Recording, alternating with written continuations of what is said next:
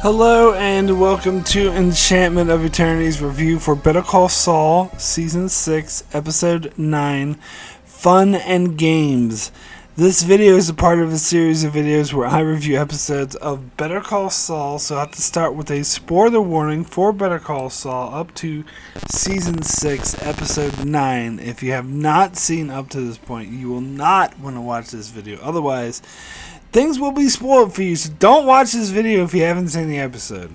Anyway, so I'm kind of dumbfounded right now. Like, there's few episodes of any show or movies or anything that like just leaves me like stunned.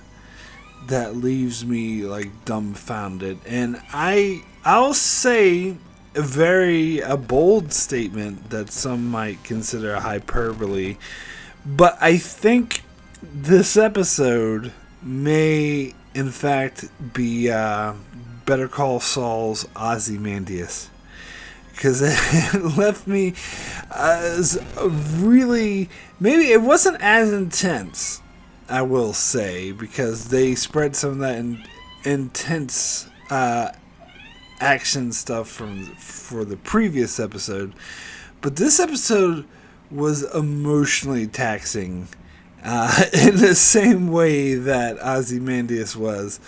It was one of the most hard-hitting, impactful episodes of television I've ever seen, and I will say by the end of the episode I was completely and utterly in tears.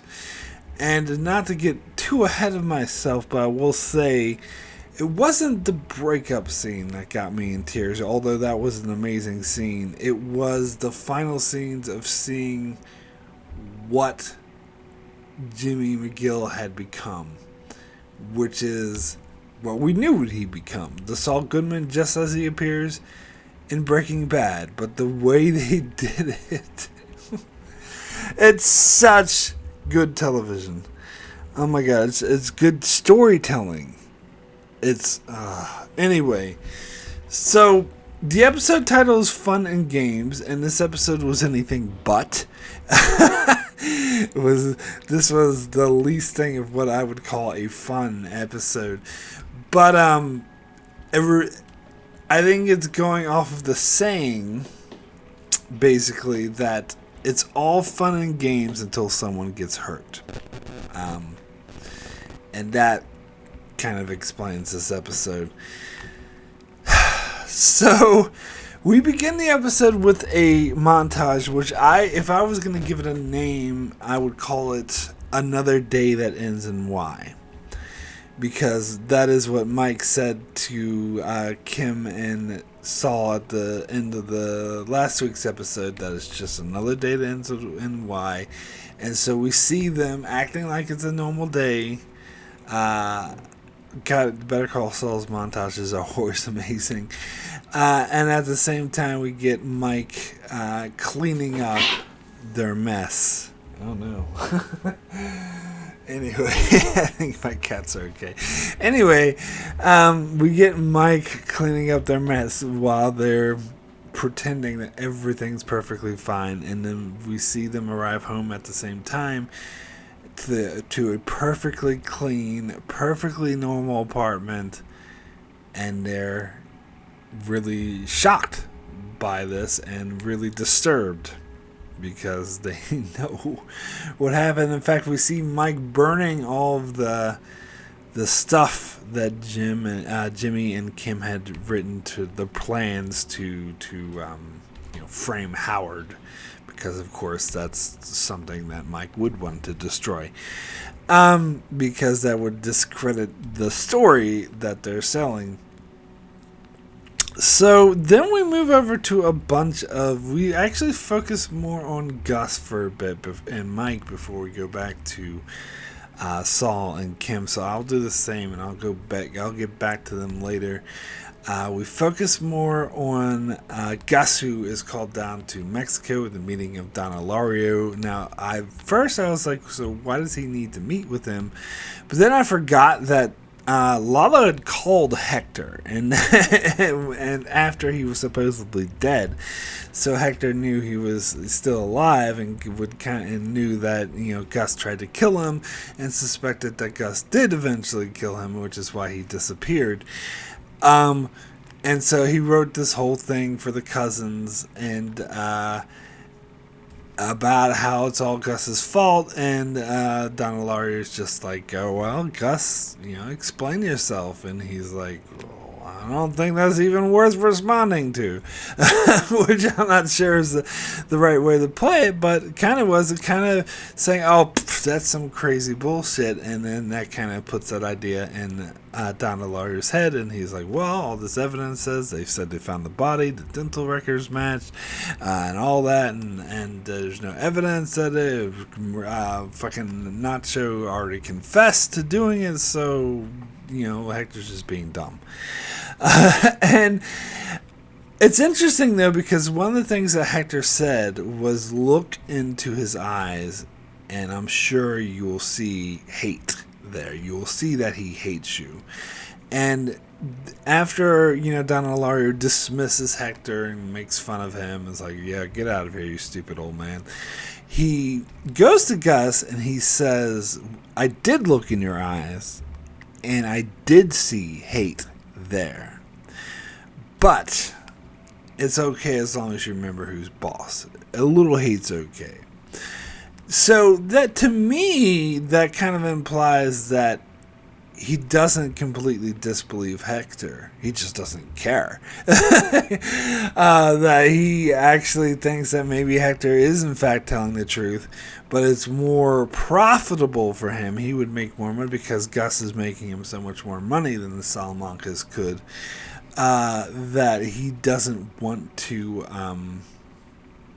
he wants to just dismiss it and say, oh, it's nonsense, because he can easily dismiss it, but I think he knows that there's truth to what Hector says. He just doesn't care, which is pretty fascinating stuff. It's also really interesting knowing how, having the knowledge of Breaking Bad of what Gus will eventually do, that Gus will, because Don Ilario said, remember who's boss, and we know that he won't, that he will break off, and which is, it kind of explains season 4 more, because there's, when Gus tries to go independent, the cartels are like killing all his men and starting a war and refusing to negotiate, and this kind of really like builds that, like, in that backstory, and it makes it make a lot more sense.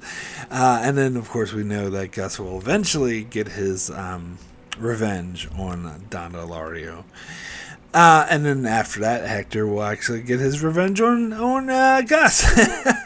And so it kind of goes in line with what Nacho's father told Mike about how you gangsters, all you care about is revenge or whatever. It just never ends with you.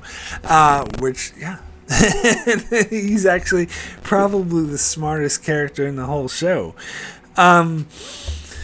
So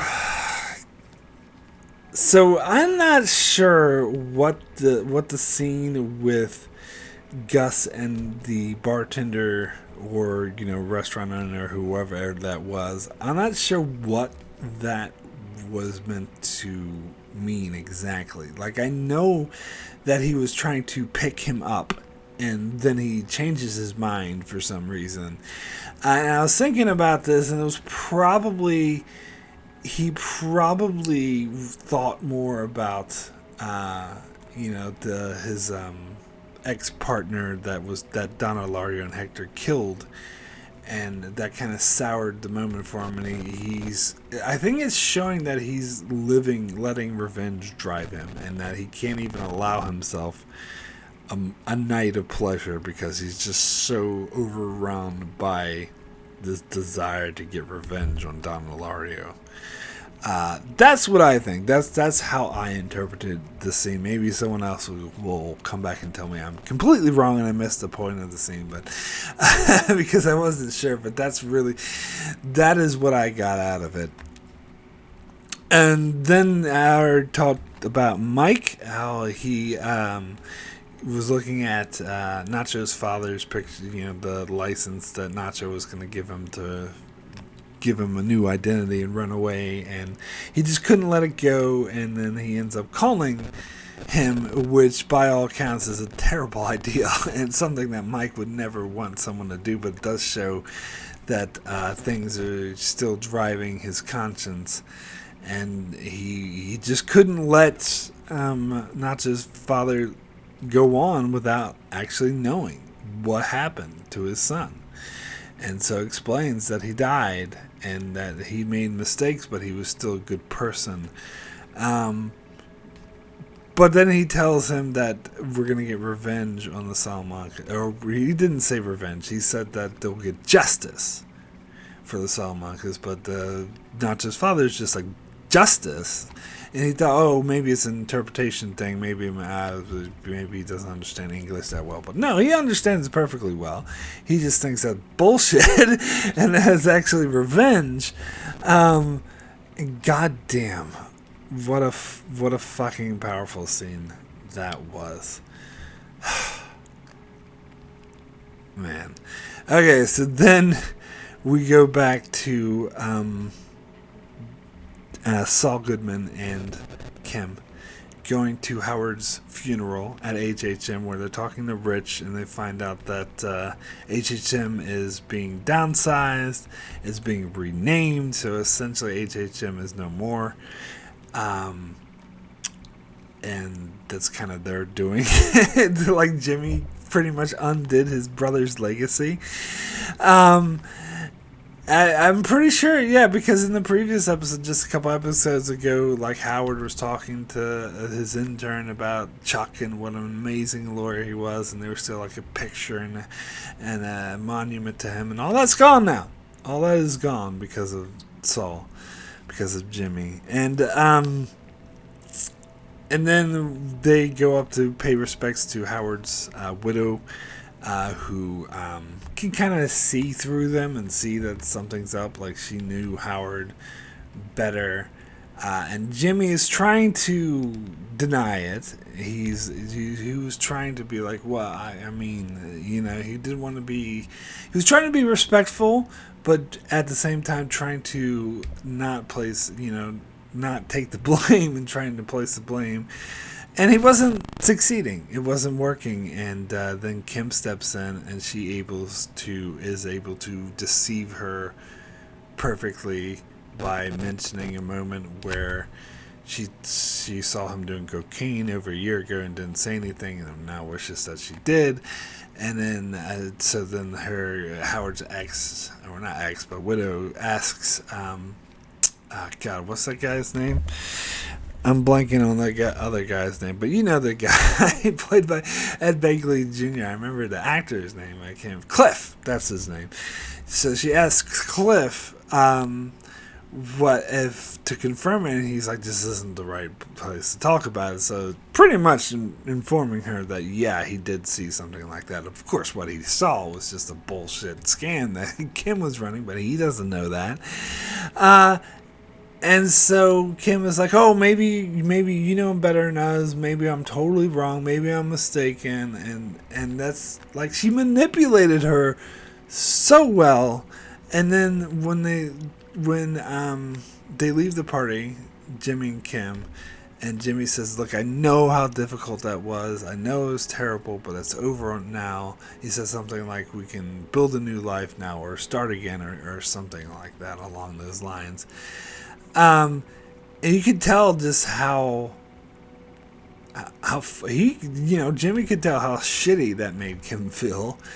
But, God, I think he underestimated just how terrible that made her feel. Like, that she was able to lie and deceive. Like, she's having, like, the day that ends in Y. Like, she's having to live a whole life of a lie. And you actually get a line from the conversation between Gus and Mike, which I guess I forgot to talk about, because then they talked about resuming the work on the lab, and we see a time jump, so we're going to assume that he got it done, because of course he did, because we saw it in Breaking Bad. But in their conversation, when Gus asked about the lawyers, Mike explained that they went to the police and said everything they would. So this is something that happened off screen, but that's another thing that Kim had to do. Had to lie, had to go to the police, and it's just living this lie, and she had to manipulate Howard's widow into thinking that he was a drug addict, which is the last thing she would want to do. And so then Kim just simply kisses Jimmy and then drives away. Now, it was very obvious to me in that scene that that was a goodbye kiss. Saul, or Jimmy, however you want to call him, was oblivious to it because he didn't want to see it, which that's something that's really like relatable. But it was very clear to me that that was a goodbye kiss. I was actually expecting her to just disappear, to just drive out of town, and just no one would hear from her ever again. Really, when she drove off like that. But apparently she didn't. She made a bit of a cleaner break than that. She did go out of the trouble to find someone else to take her cases and to officially resign as a lawyer, which that was a pretty awesome scene in court where the judge kept being like, well, we're here, you're here, I think you should just argue your case. She's like, I can't do that, I'm not a lawyer anymore. I thought it was a great way to reveal this. And then, goddamn, just everything about the scene, I could dissect it the same way I dissected Ozymandias, just frame by frame, like the whole way it was shot, seeing Kim standing on the balcony as Saul pulls up, really, drives in really fast and hectic, so you know that he heard that she resigned, you know he's pissed, and she's kind of resigned herself. And he comes in like he would, and he like refuses to let her talk, and like, no, we'll fix this, I know what we'll do this, and blah blah blah. And he rushes into the room and finds that she's already packed, and he knows what that means. And this is when Kim, God, this scene was so fucking good. And this is when Kim drops the bombshell that she knew that Lalo was alive. And because, Saul tries to, or Jimmy, I should say in this moment, but he tries to reason her, tries to be like, look, oh God, another powerful line from the scene was, and he says, I love you, and she says, I love you too, but so what? Oh my God. God damn it. What a heart-crushing scene. And, So Saul tries to say, look, it's not my fault. He tries to bargain with her, like, look, what can I do? I can be a better person. What do you want me to do? But of course, it's already too late at this stage. God, yeah, damn, yeah, this is. But anyway, he tries to blame it on Lalo, say it wasn't me, it's not our fault that what happened to Howard, it's that fucking Lalo. But that's when she drops the bombshell that she knew Lalo was alive and refused to tell him, and she explains the reason why she refused to tell him was because she knew that would lead to him wanting to hide and wanting to hide her, and then eventually it would lead to them breaking up. I'm not sure if I follow her logic there, how that would lead to them breaking up, but he definitely would want to hide, and she assumed that it would lead to them breaking up, and she said that she didn't want that because she was having too much fun. And this is where the title of the episode comes in. That was a hammer blow. That was just a hammer blow. And it's true, because this is something that the show has been building off of, that she has lots of fun with Saul, but she becomes more wicked. And she says that you're fine by yourself, I'm fine by myself, but the two of us together, we're not right. We just hurt everyone around us. Which, as we see, is actually not true. Like, we don't know how she's going to be by herself. Maybe this show will explain this later. But we know for a fact that Saul actually gets much worse without her. So her logic's actually flawed, but of course she's not really looking at things logically at this moment. She's just reveling in guilt and all the having to live her life as a lie, eating her from the inside out. And so she just wants to get the fuck away, which is very understandable. In fact, it's so understandable. As I said, I thought she was just going to take off after the party. God damn, they did such a good job. And again, do I need to say how great the actors were in the scene? Like, this may be the best performance that Rhea Seehorn gave in the entire show. It is so good. Oh my god, it's so heartbreaking. It's like so good and like such a terrible, heartbreaking, emotionally draining way. Oh my god. What a fucking powerful scene, especially when she said, when she laid that bomb, I was having too much fun. And so making it clear that she, it's her fault. That because of her fun, everyone else got hurt. And, there's some truth to what she's saying. They were being kind of careless and reckless, and they're convinced themselves, oh, Howard will be fine. And, of course, it didn't turn out that way because they were playing with fire, and they were fucking with people's lives. And I think she's actually come to realize this. And so, what happens next is the thing I've been waiting for 6 years. When the show first started in season 1, way back in, oh god, what the hell was that? 2014, 2015? But when it first started, I kept thinking there's got to be a time jump. We got to jump forward because we got to get the Breaking Bad times. I mistakenly thought the show would run through his life very fast, and then we get through Breaking Bad times in the middle of the show, then we go post Breaking Bad. But they built instead, I can't complain because the show's so fucking amazing. They stayed more or less. I mean, we've jumped a year or two, but pretty much in the same time frame. Until finally we get to this moment where they decided to jump forward to Breaking Bad times, and it was the best fucking decision, like the best possible point for a time jump. It just shows it knows best. It's brilliant.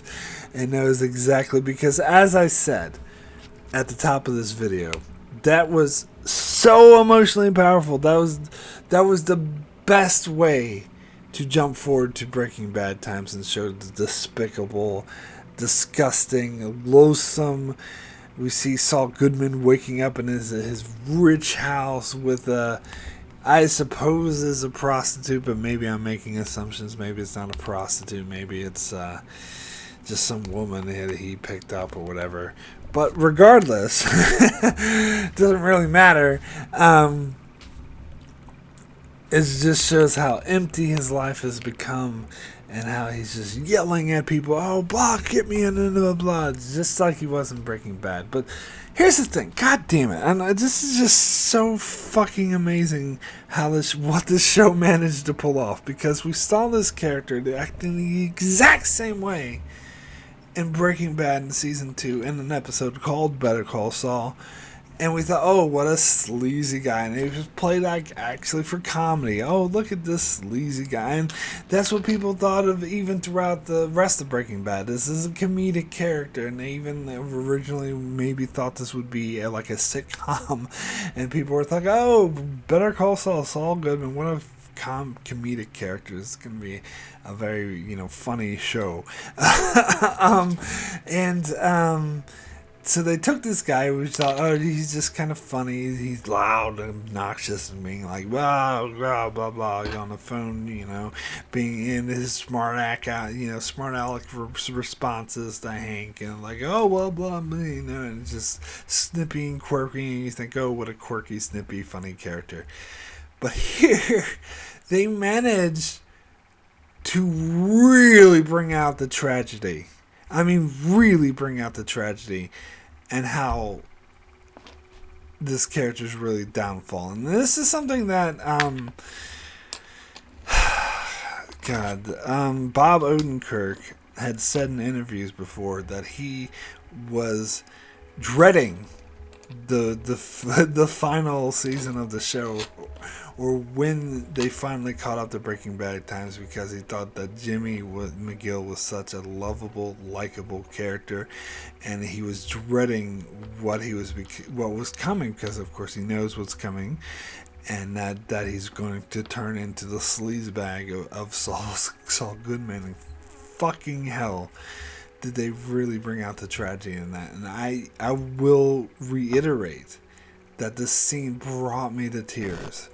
Not even the breakup. The breakup scene, like, just ripped my guts out and really affected me emotionally. But then it follows it up with this scene, which just brought me to tears. Seeing the hollow, empty man that this good person had become. And the way, as I said, it's the perfect time for a time jump, because it really draws the direct connection to Kim leaving, causing him to become hollow and empty inside, which makes perfect sense. And also, you also get a Francesca, because early in this episode, when the sign of Saul Goodman was going up, she was smiling, being, friendly, whatever. Even though we started to see her downfall too. But then it jumps forward to where she's, cranky and doesn't give a fuck about anything, just like we saw in Breaking Bad. Which again, it kind of makes sense that with that Saul Goodman's downfall would kind of rub off on her as well. And goddamn, so we finally got the answer to what happened to Kim. This is something people have been speculating forever. People have been dying to know, particularly in this season, and we get it. 5 episodes. I think there's 4 episodes left, so the 5th to last episode. So they didn't keep us waiting till the end, which I'm glad. And it was what I thought it was. I especially coming into this season, like pretty much all along, I picked, because the two biggest, of course, choices were she died or she left him, and I was voting for the leave him aspect of it. Of course, there's a third option that she was actually still with them and still around during Breaking Bad times, but I never bought that. I could not see that, the sleazeball scum that he'd become. I could not see her being with him. So, in fact, and again, what happened is exactly what I thought would happen, is that her leaving him would actually cause him to become empty and hollow and become the sleazebag scumbag that we know from Breaking Bad. And it makes so much sense, and I'm actually glad they played it this way. I thought, because if she had died, I feel like, I feel like it would have had a different effect on him. I feel like it wouldn't turn him into a scumbag the way leaving him would. Because I think it just reaffirmed to him that he had no worth when she left him. And so why even try? Why try being a good person? Just fuck it. Fuck everything. And that's how he became Saul Goodman. It's one of the most powerful character stories ever told, ever. Fuck, it was so good. It was so good. Now, I'm so glad that this was not the finale. And there's some people who thought that Ozymandias should have been the finale of Breaking Bad. I completely, utterly disagree with those people. I think we needed the closure and the next 2 episodes provide. Sure, Ozymandias was the best episode of the show, but it shouldn't have ended there. We needed that ending. That ending was amazing. And I think the same thing in Better Call Saul. And I'm glad it's not just 2 episodes we have 4 episodes to wrap things up, and because we still got to wrap up the Gene storyline in the future, which I'm still not sure how they're going to tie that in, because, and I love this, I love the fact that I have no idea what the next 4 episodes are going to bring, no idea whatsoever. I love that, and Because I love that they did the time jump. I had no faith that they would, because they seemed to be moving at a slow pace. I love they did it, and because again it was the perfect place to do it, the perfect place. But so we have 4 episodes left. I think, and what I hope is that next episode we're going to spend it in Breaking Bad times. Because I actually think we need that. I think we need the opposite point of view, maybe even 1 or 2 episodes. We need the opposite point of view of stuff that was not seen on Breaking Bad but takes place during Breaking Bad times. To see exactly, to get more of the transition from, because we got to go from Jimmy to Gene.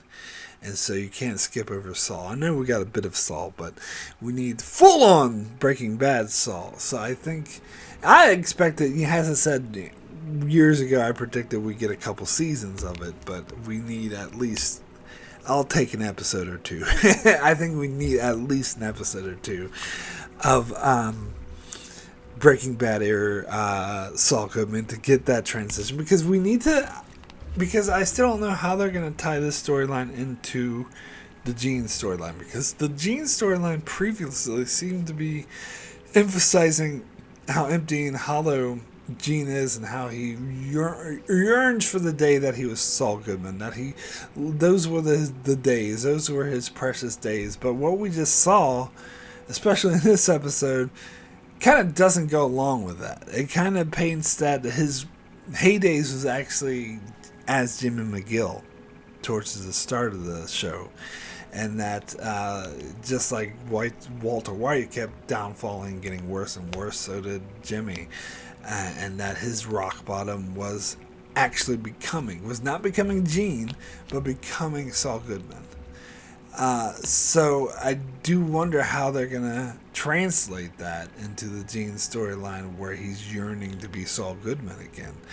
Are they gonna somehow have a revelation that he realizes that his life fell apart? And again, I do hope to see Kim again. I hope to see Rhea Seehorn again. I hope this is not her last episode, and I hope that we see her during Breaking Bad or post Breaking Bad times. Because you gotta assume that she moved out of state immediately when she quit being a lawyer. So something would have to bring her back.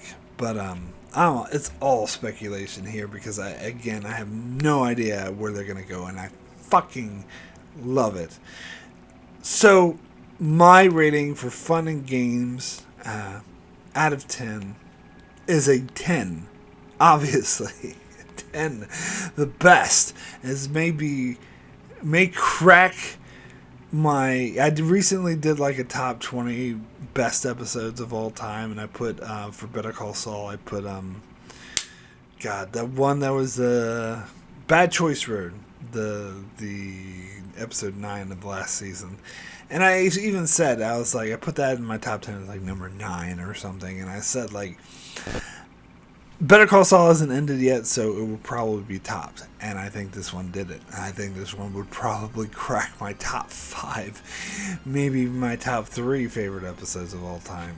This was just a masterpiece. It was a fucking masterpiece. And I doubt, kind of like the other 2 episodes weren't as great as Ozymandias, I doubt that the next 4 will be as great as this one. But again, just like the other 2 in Breaking Bad, we need them. And I'm glad we have them, and I think they're going to be awesome in their own rights, and I can't fucking wait. Oh my god.